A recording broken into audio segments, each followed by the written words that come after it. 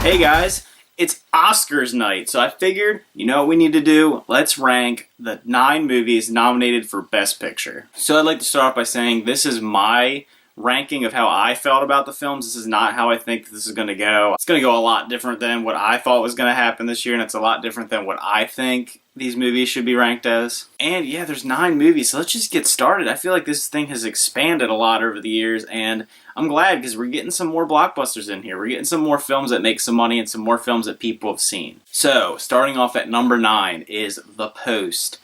I personally do not think that this film should have been nominated for Best Picture. It's a good movie. It's not a great movie. I think that it has all those boxes checked for an Oscar film, which in my way, it feels like a little too obvious. Not that that really is a knock on the film, but you have Meryl Streep, you have Steven Spielberg, you have Tom Hanks, you have a very topical story, and it's a very political story, and I don't know, I didn't think the film was amazing, and I think the performances were good, but they weren't the greatest performances from the actors in the film. So at the end of the day, I don't think it's that amazing of a movie, and there were definitely some films this year that were significantly better and far more original than this movie. But it is still a good movie. It's not a bad movie by any stretch of the imagination. It's not like Tom Hanks, Meryl Streep, and Steven Spielberg were going to put out a bad movie, but like I said, just not the best. My number 8 is Phantom Thread. Daniel Day-Lewis is really good in this movie. I personally am not a humongous Daniel Day-Lewis fan.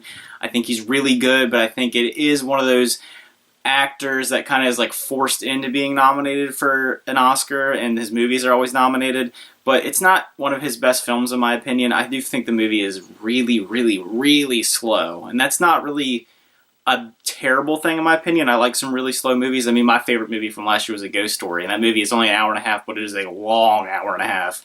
But I don't know, I just feel like it's a period piece. It's not super original, it's not super incredible, it doesn't set itself apart from other films this year. And like I said, I just don't think it's that amazing. I think it's a good movie, I think it's a great performance, and I don't know, I just don't think it should have been nominated for Best Picture, to be honest with you. Number 7, this is kind of a controversial one because I did not love this movie, even though a lot of people really love this movie. And I do think if I were to make a pick on who's going to win Best Picture, I think it's going to be this film. 3 Billboards Outside Ebbing, Missouri. This movie is really well made, and the performance is really good. Frances McDormand, I think, probably deserves to win Best Actress. There is one other person that I think could win, that I think probably should win, to be honest with you. And Sam Rockwell, really great performance, played a really, really terrible character, which is kind of interesting because he seems like a really nice guy. So I think that is a really good role for him. It's probably his best role ever, and I'm glad if he does. It is a really good movie. It just didn't hit the notes that I thought it was going to hit. It has dark comedy, but it isn't really to the same level of comedy as the director's done before. In Bruges is a much more, while it is a heavy movie, this movie is incredibly heavy, incredibly dramatic. And when I left the theaters, I'm going to be honest with you, I was pretty depressed, and I don't love leaving theaters really depressed. It's okay to have really sad movies with sad endings, but this movie was rather ambiguous at the end, and I know what they were going for with the ending of the film, but I didn't absolutely love it, and I think that this movie is a little overrated. I have seen the hype come down recently, so maybe it won't win. I do think it's between this movie and another movie I'll mention later that's going to win tonight, but like I said, really good movie, just not my favorite. Number 6 is The Darkest Hour. I actually really liked this movie. I really enjoyed it. It's not the best movie on the list in my opinion, but Gary Oldman, that's probably his best performance, very convincing as Winston Churchill. It really feels like he lost himself into the character, and I liked that. I forgot that I was watching Gary Oldman, which is hard because he's a pretty distinct actor. So him and all those prosthetics, I thought was really incredible. It reminded me of Steve Carell and Foxcatcher. But so it was a really great performance, really transformative for him, and I'm really glad if he does win Best Actor. I think he deserves it out of everybody on the field this year. Also liked how it tied in with Dunkirk. It played together. It did kind of a behind-the-scenes thing for Dunkirk. I love historical dramas, and I thought it was a really good movie. Number 5 is Get Out. When I initially saw the nominations for Best Picture, I actually didn't think that Get Out should have been nominated, but thinking back on it and watching the movie again, it is a really good movie. It's really original, and that's something I really like in films. And it's kind of hard to do in a genre that's like this horror thriller genre, and I thought it had really good messages without being overtly in-your-face political about it. And I thought it was really good. I think it's a good film that stands apart from other films this year, and I think that's what I want to see in my Best Picture nominees. I think of really great performances, very diverse cast, I think for a directorial debut, really impressive by Jordan Peele. So yeah, totally agree with that one. Number 4 is The Shape of Water. I finally got around to seeing this movie just in time for the Oscars tonight, and I thought it was an excellent film. Guillermo del Toro is an amazing director. I love Pan's Labyrinth. I've seen other films by him that I really enjoyed, and I think this may be his second best film behind Pan's Labyrinth. It's really well done. The story is very heartfelt, very haunting, and it doesn't... There's some weird things that go on in this movie that when you're watching it, it doesn't really seem that weird in the context of the story. And the fact that they can have this woman being with a fish man and it doesn't seem terribly strange, that's impressive in itself. And Sally Hawkins' performance is amazing. I think, honestly, she should win. Frances McDormand, I feel, is going to win. I think it's kind of a lock. But I think Sally Hawkins' performance was excellent. She totally embraced this character. And she had this like haunting charmingness about her, which was really interesting, the way they managed to do this story. It's so charming at the same time of being so strange. And also Michael Shannon was amazing as the villain. I think he was the best villain this year that I've seen, arguably.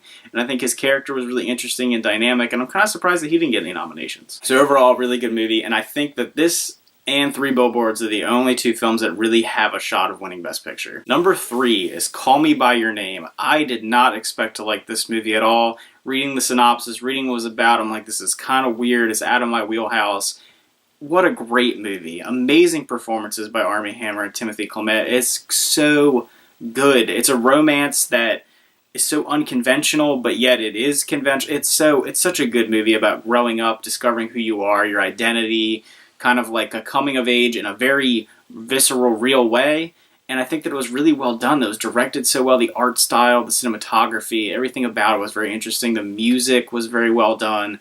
I love the characters. There's an individual performance by the father in the film, which I think is kind of overlooked. I think the last couple scenes where, he speaks with his son, that's one of the best scenes in a movie I've seen this year.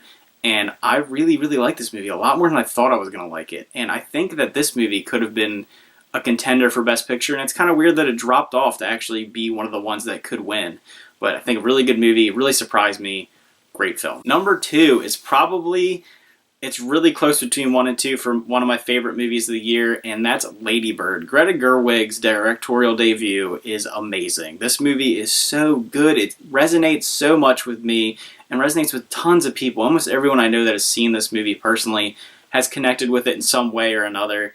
It's so heartfelt, so down to earth, and it's not too artsy. Like when I first heard about the film and I first wanted to see it, I was like, okay, I love A24, but maybe this is going to be a little too much for me. But it's really well done. It's a great coming of age story, probably the best coming of age story I've ever seen. And I think that Saoirse Ronan really did an amazing job playing this character.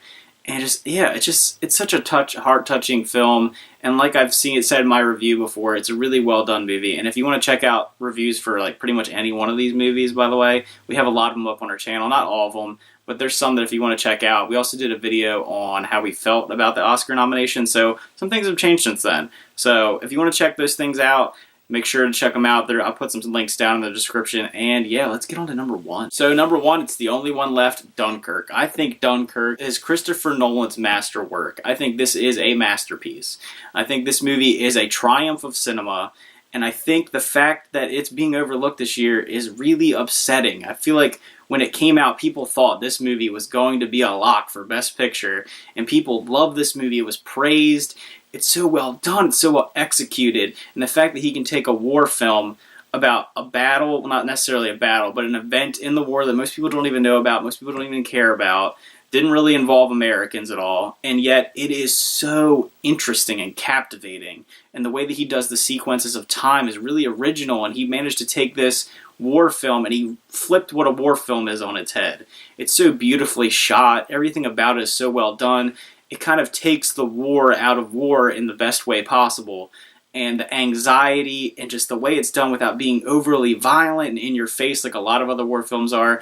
And it kind of just focuses on the psychology of war and what it's like to be in war. And it has a story about people that aren't necessarily heroes, but average people coming together to save the day. And I think it is an excellent film. I think Nolan should be rewarded for his efforts, and he won't be. I don't know if this movie won a single Oscar, but it was one of my favorite movies of the year, and think it's excellent, and I can't believe that everybody's going to get snubbed on this film. So alright guys, put your comments in below. What do you think is going to happen tonight? I'm trying to put this movie up well in advance of the ceremony tonight, but I don't know if I'm going to. I'm going to try and edit it all together. So yeah, let me know what you thought about all the movies this year that are nominated. What's your ranking?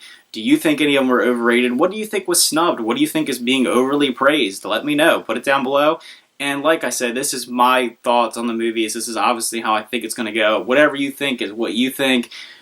These are all good movies. None of them are bad movies. But yeah, thanks for watching, guys, and see ya.